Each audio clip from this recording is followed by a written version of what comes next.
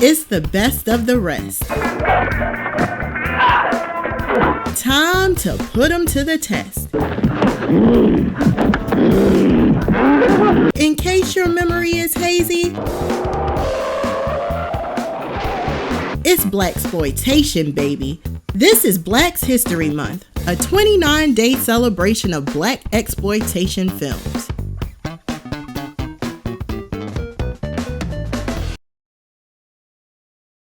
No matter what anybody tells you, the movie Abby is a blatant Blaxploitation ripoff of The Exorcist. Don't let anybody tell you otherwise. I just wanted to get that out the way right from the beginning. It's not like the filmmakers tried to hide it or anything. Releasing in 1974, almost a year later to the date that The Exorcist released, on Christmas of all days, Abby was an American International film. Remember them? And they admittedly wanted to ride the coattails of the success of The Exorcist. But in typical American International fashion, they didn't want to spend any kind of money on it, only putting up slightly over $100,000 for the film. However, and what was probably a shock to everybody, American International included, the movie ended up making over $4 million for the limited amount of time it was in the theaters. And why was it in theaters for only a limited amount of time? I'm glad you asked, because Warner Brothers sued that ass for infringement and won. I bet American International didn't even try to fight it. As a result, the movie was pulled from the theaters and nearly buried for all eternity until copies of the film started to resurface during the DVD era. There's just one problem. Only one print of the movie exists, and its quality is trash, to put it lightly. No matter how you watch it, DVD, online, it don't matter.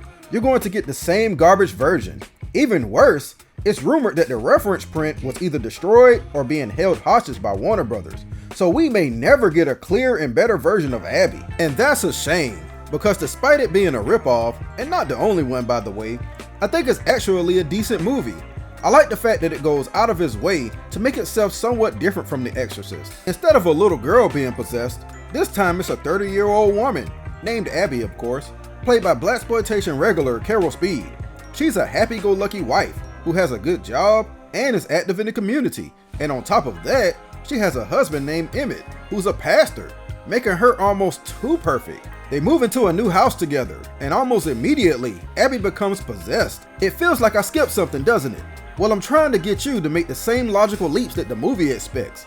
Emmett's father, Garrett, played by Blackula himself, the great William Marshall, is a professor and archaeologist who's pretty damn irresponsible at his job, if I'm keeping it a buck. He travels to Nigeria, and even though he tells the audience and his companions that a container he finds might hold the spirit of a dangerous ancient deity, this Negro opens it anyway, and since the deity, Eshu, is partially a wind god, it blows them away while also blowing itself all the way across the Atlantic, straight into Abby's house. See, I told you, logical leaps, continental leaps. Let me say this though, William Marshall as the Exorcist in this was a great choice.